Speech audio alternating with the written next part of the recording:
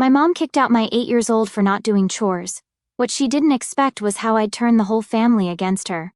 My name is Megan, and I'm a 34-year-old single mother to the most amazing little girl in the world, Olivia.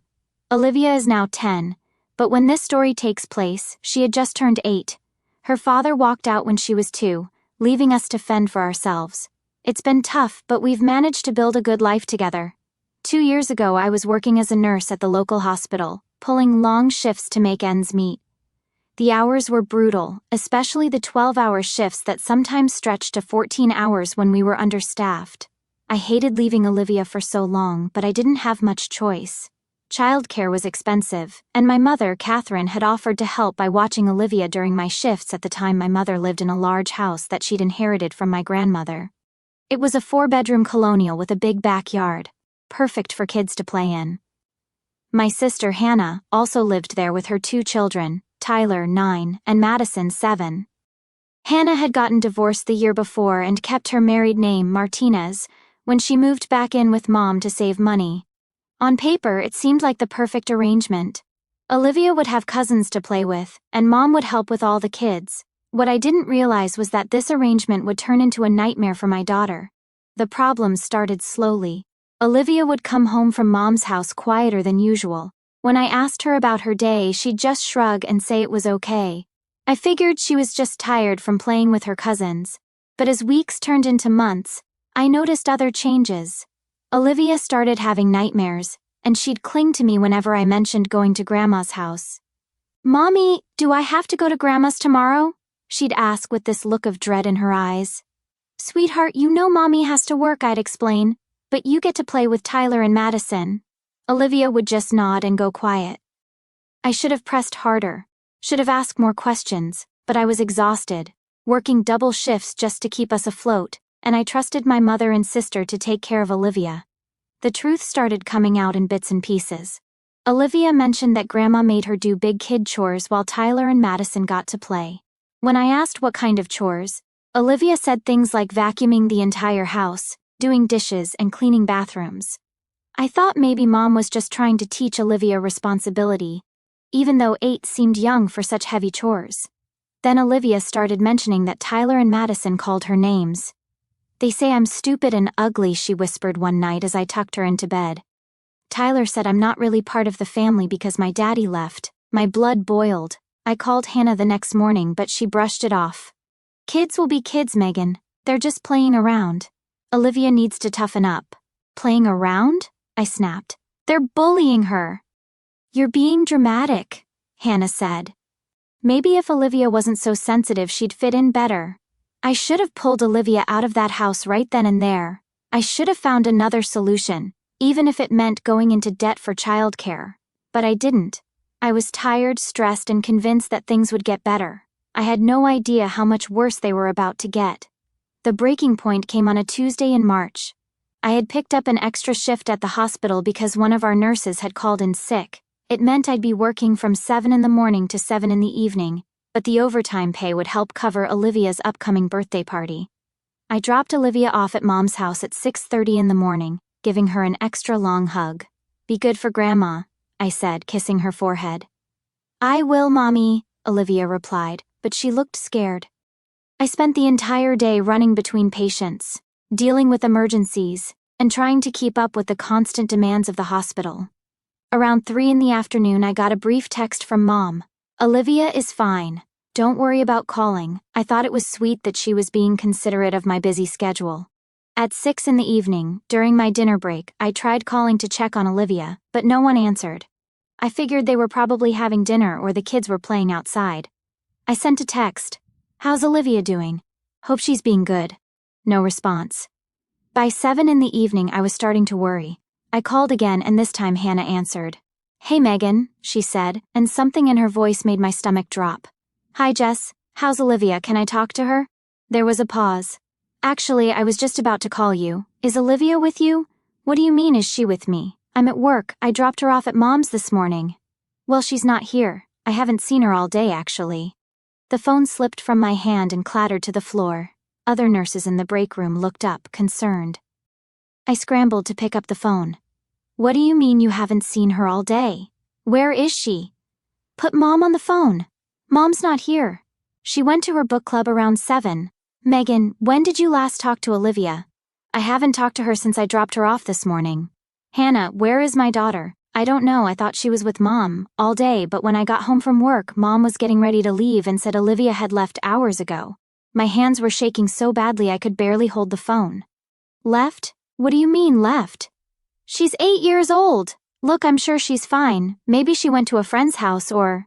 I'm calling the police, I said, hanging up before Hannah could say another word. I rushed to my supervisor and explained the situation. She immediately approved me to leave, and I raced home while simultaneously calling 911. The dispatcher was calm and professional, asking for Olivia's description, what she was wearing, and when she was last seen. I need to file an emergency missing person report, I said, my voice cracking. My 8-year-old daughter is missing. By the time I got to the police station, I was barely holding it together. Detective Harper, a kind woman with graying hair and gentle eyes, took my statement. I gave them a recent photo of Olivia, described her clothes, and provided all the details I could remember about dropping her off that morning. We're going to find her, Detective Harper assured me. We're putting out an Amber Alert and mobilizing search teams. Can you think of anywhere Olivia might go? Any friends, relatives, favorite places? I racked my brain. Olivia was shy and didn't have many friends yet. We'd only moved to this town a year ago for my job at the hospital. She knew our neighborhood. But where would an 8-year-old go when she was scared and alone?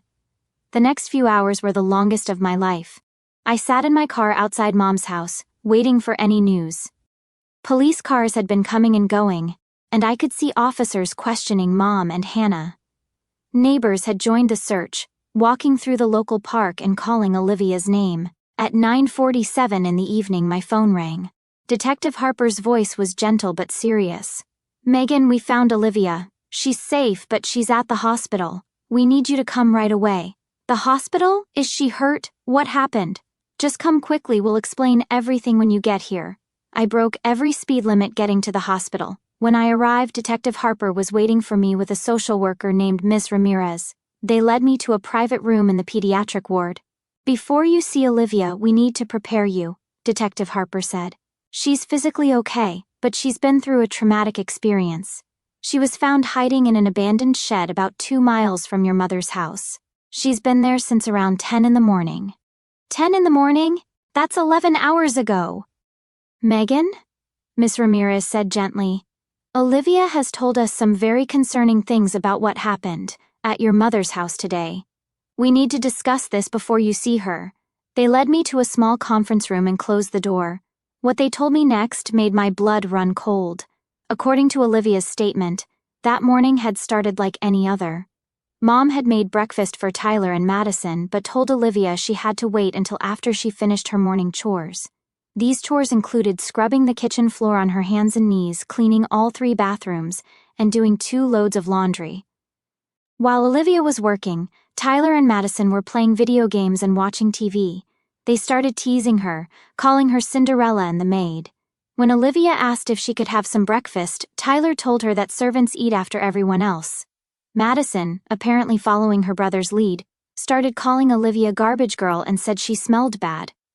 When Olivia started crying, Tyler told her to stop being a baby and that maybe her daddy left because she was too annoying. Olivia had gone to find Mom, who was in the living room reading. She told Mom that Tyler and Madison were being mean and asked if she could please eat breakfast. According to Olivia, Mom got angry and said Olivia was causing trouble and needed to stop being dramatic. Your cousins are just playing, Mom had allegedly said. Maybe if you finished your chores faster, you'd have time to play too. But the situation escalated when Olivia refused to clean the garage. Mom had apparently given her a list of tasks that included organizing all the tools, sweeping the floor, and moving heavy boxes. Olivia, exhausted and hungry, said she couldn't lift the boxes. That's when Mom exploded. Lazy children don't deserve shelter, Mom had screamed, according to Olivia's account. If you can't pull your weight, then you can find somewhere else to live.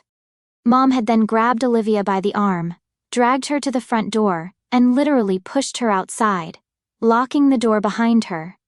Tyler and Madison had watched from the window, laughing and making faces at Olivia as she stood on the porch crying. Olivia had knocked on the door, begging to be let back in, but Mom had yelled through the door that she could come back when she was ready to be useful. Olivia waited on the porch for over an hour, but no one came to let her in. Scared, hungry, and alone, Olivia had wandered away from the house. She remembered seeing an old shed behind some trees during previous walks in the neighborhood, and that's where she'd hidden. She'd been there for 11 hours, scared to come out, scared to go back to Mom's house, and not knowing how to reach me at work. As Detective Harper and Miss Ramirez told me this story, I felt like I was going to be sick.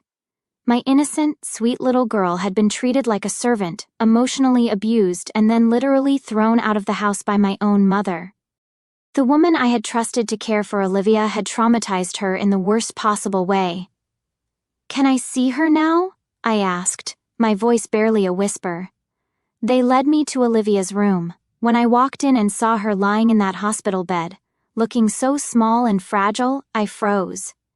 She was wearing a hospital gown, and her clothes were in a bag nearby, dirty and torn from her day hiding in the shed.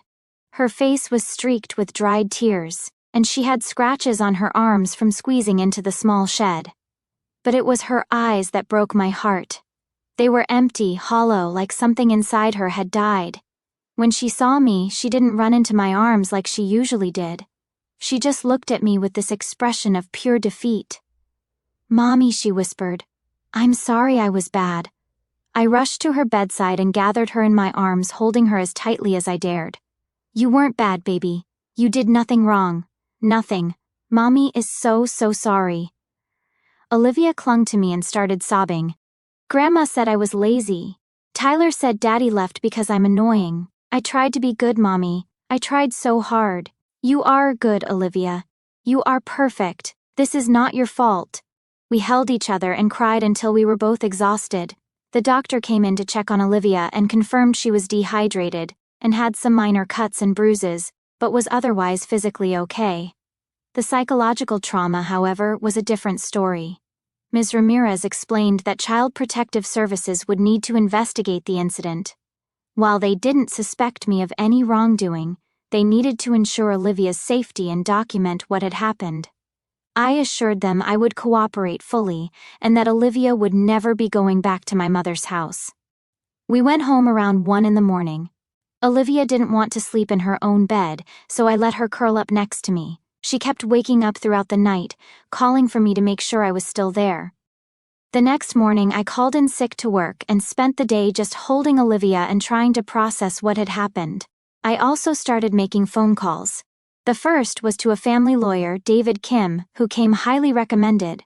The second was to a child psychologist, Dr. Jennifer Williams, who specialized in trauma. But I wasn't done. I was furious and I wanted answers. I called my mother. "Catherine," I said when she answered, not bothering with pleasantries. "Megan, thank goodness. I've been worried sick. Is Olivia okay? Don't you dare pretend to be worried about Olivia. You threw her out of your house. You abandoned an 8-year-old child." "Now wait just a minute," Mom said, her voice getting defensive. Olivia was being defiant and disrespectful. I was trying to teach her discipline. "Discipline? You made her scrub floors and clean bathrooms while Tyler and Madison played.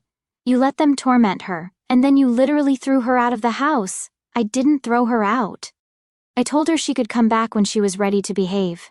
She's 8 years old. She could have been kidnapped, hit by a car, or worse. She spent 13 hours hiding in a shed because she was too scared to come home."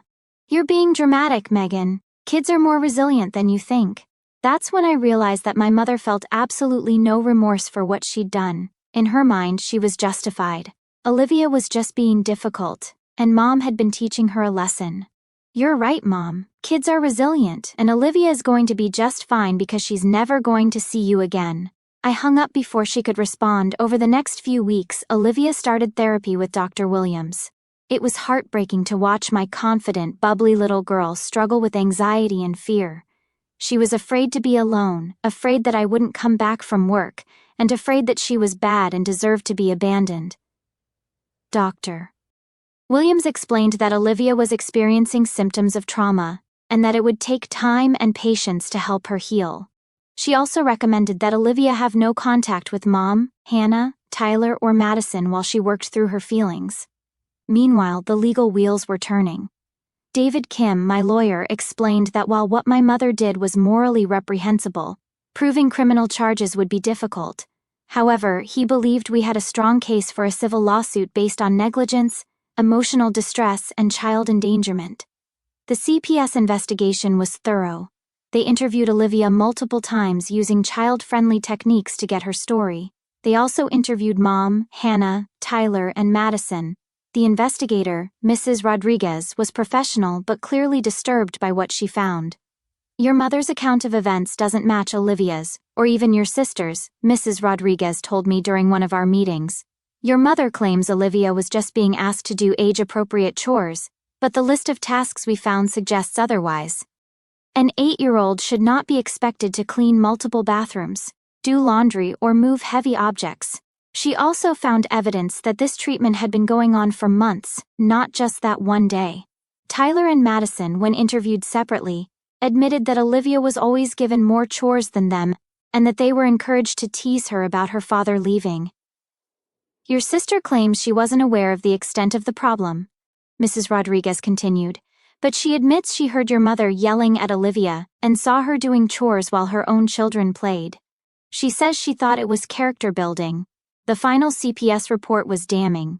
While they didn't remove Tyler and Madison from the home, they mandated that Mom and Hannah attend parenting classes and anger management. They also issued a protection order stating that Mom was not allowed to have unsupervised contact with Olivia. The CPS report also revealed additional disturbing details that hadn't come to light during the initial investigation. Mrs. Rodriguez had interviewed Olivia's previous babysitter, Mrs. Garcia, who had watched Olivia occasionally before we started the arrangement with Mom. Mrs. Garcia reported that Olivia had mentioned being tired from cleaning, and that she'd asked if it was normal for kids to do grown-up work. I thought maybe she was just helping with simple chores, Mrs. Garcia told the investigator, but now I realize she was trying to tell me something was wrong. I should have asked more questions. The report also included statements from Olivia's teacher, Miss Johnson, who had noticed changes in Olivia's behavior and academic performance over the past several months. Olivia had become withdrawn, frequently fell asleep in class, and her grades had dropped from A's to C's and D's. Olivia used to be one of my most engaged students, Miss Johnson had told CPS. Around November she started seeming exhausted and distracted. When I asked if everything was okay at home, she would just nod and change the subject. I noticed she was often hungry and would ask for extra snacks during our class parties. This detail hit me like a punch to the gut. My daughter had been starving while I thought she was being fed and cared for. The wait until after chores rule apparently meant Olivia often went without breakfast and sometimes lunch, depending on how long her assigned tasks took. The investigation also revealed that Mom had been telling other family members a completely different story about Olivia's visits. She'd been portraying Olivia as spoiled, demanding, and disrespectful, laying the groundwork to justify her treatment. Several relatives had started avoiding Olivia at family gatherings because they believed Mom's lies. My cousin Rachel called me after the CPS report became known in the family. "Megan, I owe you and Olivia a huge apology," she said, crying. "Mom told everyone that Olivia was acting out and being disrespectful. She said you were raising her without discipline and that Olivia was rude to Tyler and Madison. I actually avoided talking to Olivia at Christmas because I thought she was a problem child." "She told you Olivia was the problem?" I asked, incredulous. "She said Olivia was jealous of Tyler and Madison, and that she was trying to get them in trouble by lying about being picked on. She made it sound like Olivia was the bully, not the victim. I feel sick knowing I believed her. Rachel wasn't the only one. Mom had systematically poisoned our extended family against Olivia for months, ensuring that if Olivia ever tried to reach out for help, she would be dismissed as a troublemaker. It was a level of manipulation that was almost sociopathic. The psychological evaluation that was part of the CPS investigation was equally revealing. Dr. Patricia Stevens, a forensic psychologist, had evaluated both Olivia and the family dynamic. Her report stated that Olivia showed clear signs of complex trauma, including hypervigilance, emotional dysregulation, and symptoms consistent with ongoing psychological abuse. But Dr. Stevens' evaluation of Mom was what really opened my eyes. Mrs. Catherine Thompson exhibits traits consistent with narcissistic personality disorder. the report stated. She shows a pattern of grandiose self-perception, lack of empathy, and a tendency to exploit relationships for personal gain. Her treatment of Olivia appears to be motivated by a need to maintain control and dominance, rather than any genuine concern for discipline or character building. The evaluation noted that Mom showed no genuine remorse for her actions and consistently deflected responsibility. When asked about Olivia's emotional state, Mrs. Thompson's primary concern was how the situation reflected on her reputation, rather than the child's well-being, Dr. Stevens wrote. Hannah's evaluation was somewhat different, but equally disturbing. Miss Hannah Martinez demonstrates enabler behaviors and appears to have sacrificed her niece's well-being to maintain her own comfortable living situation, the report stated. She admits to witnessing inappropriate treatment but rationalized it as not her place to interfere with her mother's parenting decisions. Dr. Stevens noted that Hannah's primary motivation seemed to be ensuring her own children weren't subjected to the same treatment. Ms. Martinez appears to have made a conscious decision to allow Olivia to bear the burden of excessive household responsibilities to protect her own children from similar expectations. But I wanted more than just a slap on the wrist. I wanted them to understand the full consequences of their actions. During this period, I also learned more about what Olivia had endured through her therapy sessions. Dr. Williams used play therapy and art therapy to help Olivia express feelings she couldn't put into words. The pictures Olivia drew during these sessions were heartbreaking. One drawing showed a stick figure of a little girl scrubbing a floor while two other children played video games in the background. Another showed the same little girl standing outside a house with tears streaming down her face, while faces in the windows pointed and laughed. But the most devastating drawing was one Olivia titled The Shed. It showed a tiny figure curled up in a dark space with scary shadows all around. When Dr. Williams asked Olivia to tell her about the picture, Olivia said, "This is where I went when nobody wanted me anymore."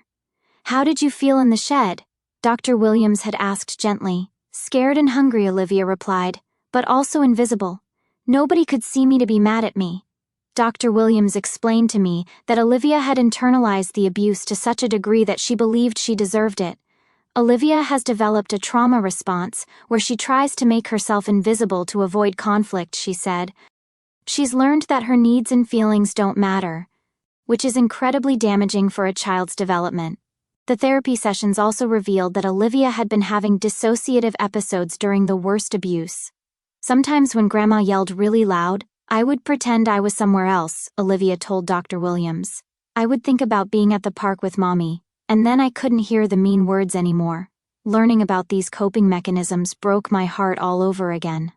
My 8-year-old daughter had developed psychological defense mechanisms typically seen in adults with severe trauma histories.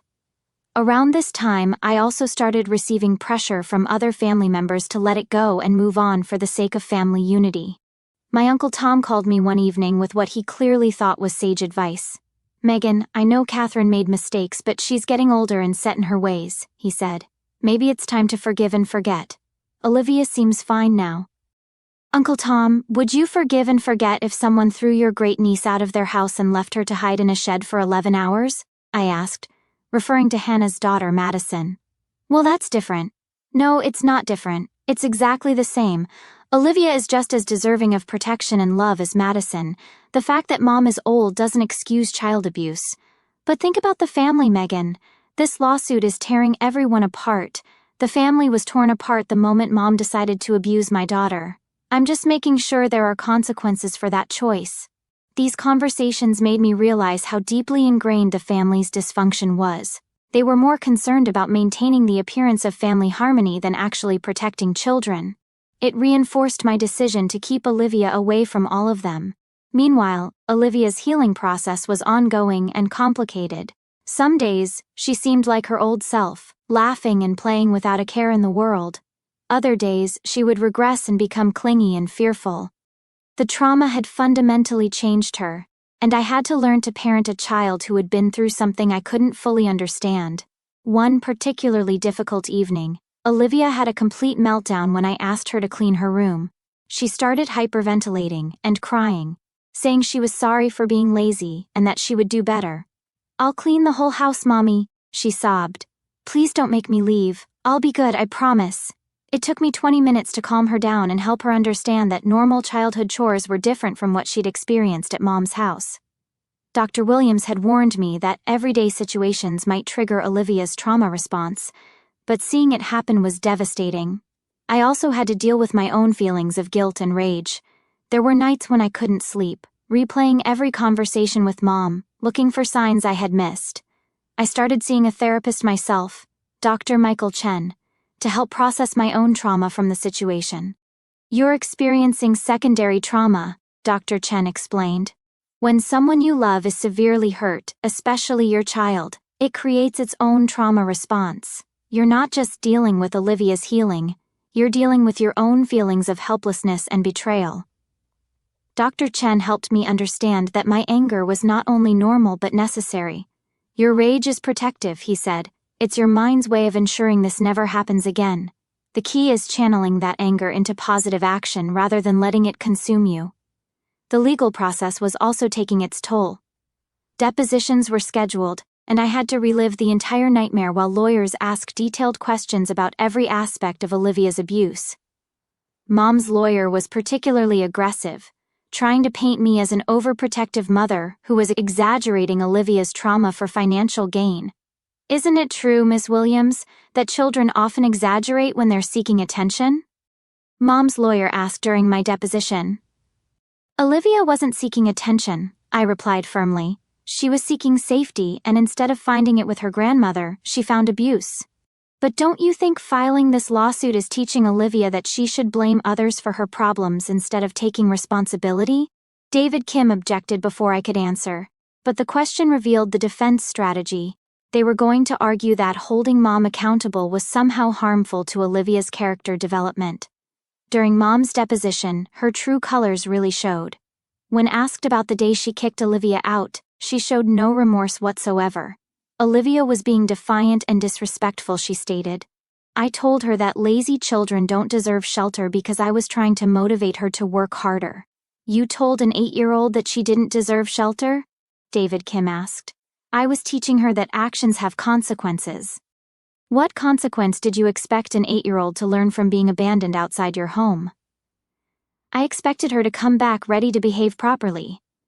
For 13 hours? I didn't know it would be 13 hours. I assumed Megan would come get her when she got off work. This response was particularly damning because it showed Mom had never intended to let Olivia back in. She had expected me to leave work early to collect my misbehaving daughter, which would have resulted in me losing pay and possibly my job. Hannah's deposition was equally revealing, but in a different way. Unlike Mom, Hannah seemed to understand that what had happened was wrong, but her explanations made it clear that she had been complicit from the beginning. I knew Olivia was doing more chores than Tyler and Madison, she admitted. But Mom said it was because Olivia needed more discipline than my kids. Did you ever question why Olivia needed more discipline? Mom said Megan was raising Olivia without proper boundaries and that Olivia was spoiled. Did you ever consider that an 8-year-old doing multiple loads of laundry, scrubbing floors, and cleaning bathrooms might be excessive? Hannah was quiet for a long moment. I thought about it sometimes, but Mom said it would be good for Olivia's character, and honestly, it meant Tyler and Madison had more time for homework and activities. This admission, that Hannah had allowed Olivia to be overburdened so her own children could have easier lives, was particularly galling. She had sacrificed her niece's well-being for her own children's convenience. David Kim filed a civil lawsuit against both my mother and Hannah for negligence, intentional infliction of emotional distress, and child endangerment. The lawsuit sought damages for Olivia's medical expenses, therapy costs, and pain and suffering. The legal discovery process was eye-opening. We found out that Hannah had been aware of the unequal treatment for months, but had actively encouraged it because it meant her own children had fewer responsibilities. Text messages between Mom and Hannah revealed their true feelings about Olivia. That girl is too spoiled, one text from Mom read. Megan coddles her. Someone needs to teach her what real work looks like. Hannah's response, maybe some hard work will make her less whiny. Tyler and Madison think she's a crybaby. Another exchange showed Hannah actually complaining that Olivia wasn't doing enough work. Mom, you're still too easy on Olivia. She should be doing Tyler's laundry too. He's older and has more important things to do. Reading these texts made me physically ill. My own family had conspired to abuse my daughter, and they felt completely justified in doing so. The lawsuit took 8 months to resolve. During that time, Olivia continued therapy and slowly started to heal. She was still anxious and struggled with self-worth, but she was making progress. Dr. Williams said that Olivia's resilience was remarkable, but that the trauma would likely have lasting effects. Mom and Hannah tried to contact me multiple times during this period. They sent letters, showed up at my house, and even had other family members try to mediate. Their message was always the same: I was overreacting, Olivia was fine, and I was destroying the family over nothing. The breaking point came when Mom showed up at Olivia's school, trying to see her. Olivia had a panic attack when she saw her grandmother in the hallway. The school called me immediately, and I had to leave work to pick up Olivia, who was hyperventilating and crying. That's when I filed for a restraining order. The hearing for the restraining order was brutal. Mom's lawyer painted her as a loving grandmother who was just trying to discipline a difficult child. They argued that Olivia's reaction was proof that I had been poisoning her against her grandmother, but David Kim was prepared. He presented Olivia's therapy records, with Dr. Williams' permission, the CPS report, and the text messages between Mom and Hannah. He also had Dr. Williams testify about Olivia's trauma and the long-term effects of emotional abuse. The judge was not impressed with Mom's defense. "Mrs. Thompson," he said, addressing my mother, "your actions on the day in question were not discipline, they were abandonment. You ejected an 8-year-old child from your home and left her to fend for herself for over 12 hours. That is not grandmotherly concern. That is child endangerment." The restraining order was granted, prohibiting Mom from coming within 500 feet of Olivia or me for 2 years. The civil lawsuit concluded 6 months later. The evidence was overwhelming, and Mom's lawyers recommended settling out of court. The final settlement was for $85,000, which would go toward Olivia's therapy, future counseling, and a college fund. But the money wasn't really the point. The point was accountability. During the settlement negotiations, Mom was required to write a letter acknowledging her actions and their impact on Olivia. The letter was part of the legal agreement, which meant if she ever tried to claim she did nothing wrong, we could use it against her. The letter read, in part, "I acknowledge that my treatment of Olivia on March 15th, and in the months leading up to that date, was inappropriate and harmful. I understand that requiring an 8-year-old to perform excessive household chores while other children played was unfair. I acknowledge that removing Olivia from my home, and refusing to let her back in, was dangerous and traumatic. I understand that my actions caused Olivia significant emotional distress and contributed to ongoing psychological trauma." Reading that letter gave me more satisfaction than the money ever could. Hannah's part of the settlement was smaller, but she was also required to acknowledge her role in enabling Mom's behavior and failing to protect Olivia. The most satisfying part of the entire process came 6 months after the settlement, when I learned that Mom's actions had consequences beyond our lawsuit. It turned out that several neighbors had witnessed Olivia being kicked out of the house that day. One neighbor, Mrs. Patterson, had actually called the police when she saw an 8-year-old walking alone and crying. Her call helped establish the timeline of events and proved that Olivia had indeed been forced to leave the house. Word of the lawsuit and its outcome spread through Mom's social circle. Her book club kicked her out when they learned what had happened. Several longtime friends stopped speaking to her. Even her own sister, my Aunt Carol, cut off contact after reading the CPS report. Hannah faced consequences at work as well. She was a teacher's aide at the local elementary school, and when the school district learned about her role in Olivia's abuse, they conducted their own investigation. While she wasn't fired, she was transferred to a different school and required to complete additional training on child welfare and reporting. But the most significant consequence was the effect on Tyler and Madison. The other parents at their school learned about the situation, and several families stopped allowing their children to play with Tyler and Madison. The kids started acting out at school, and Hannah was forced to put them in counseling as well. Tyler, in particular, struggled with guilt over his treatment of Olivia. During one of the CPS interviews, he broke down and admitted that he knew what he was doing was wrong, but that Mom and Hannah had told him Olivia deserved it because she was spoiled. The family counselor working with Tyler and Madison told Hannah that the children had been damaged by being encouraged to participate in Olivia's abuse. They had learned that bullying and cruelty were acceptable, and now they were struggling with relationships and empathy. Hannah called me one evening, about a year after the settlement, crying hysterically. "Megan, Tyler is having nightmares about Olivia," she sobbed. "He keeps asking if she's okay and saying he's sorry. Madison won't talk about it at all, but her teacher says she's become aggressive with other kids. The counselor says they're traumatized by what they were taught to do." "I'm sorry, Hannah, but I can't help you with that," I said. "You made your choices. Please, can Olivia just talk to Tyler just once?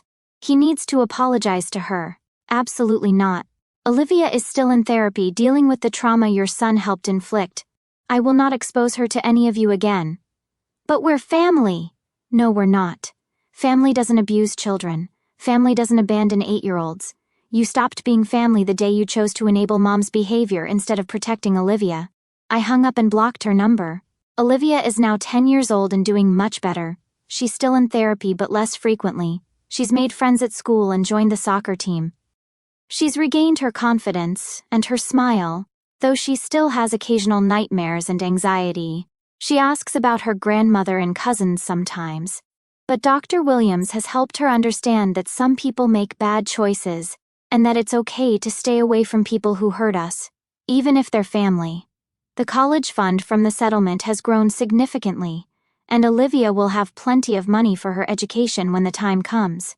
More importantly, she's learned that her voice matters, that adults should protect children, and that she deserves to be treated with kindness and respect. As for Mom and Hannah, I hear updates occasionally through mutual acquaintances. Mom's health has declined, and she's become increasingly isolated. Hannah struggles as a single mother with 2 troubled children and no support system. Part of me feels sorry for them, but mostly I feel relief that Olivia is safe and thriving. They had a choice to make on that day in March, and they chose cruelty over compassion, convenience over protection. They chose to sacrifice Olivia's well-being for their own twisted sense of justice. The last time someone suggested I should forgive and forget for the sake of family unity, I told them exactly what I thought. Family doesn't end with blood, and it doesn't start there either. Real family protects each other, especially the most vulnerable members. My mother and sister proved they're not Olivia's family when they chose to abuse her instead of love her. Olivia and I have built our own family now. We have friends who love and support us, neighbors who check on us and each other. We don't need people in our lives who think an 8-year-old deserves to be treated like a servant and then abandoned when she can't meet their impossible standards. Sometimes I wonder if I should have seen the signs earlier, should have protected Olivia better from the beginning. Dr. Williams assures me that I'm not responsible for my mother's actions, but the guilt still lingers. What I know for certain is that Olivia is safe now, and she knows without a doubt that she is loved, valued, and protected. She knows that her worth isn't determined by how much work she can do, or how little trouble she causes. She knows that she deserves kindness, respect, and unconditional love, and if anyone ever tries to treat her otherwise again, they'll have to go through me first. The justice system worked. Therapy helped, and time has healed many wounds. But the most important victory is that Olivia knows she matters. She'll never again have to wonder if she deserves shelter, love, and protection, because she does. Every child does. And anyone who thinks otherwise can learn that lesson the hard way, just like my mother and sister did.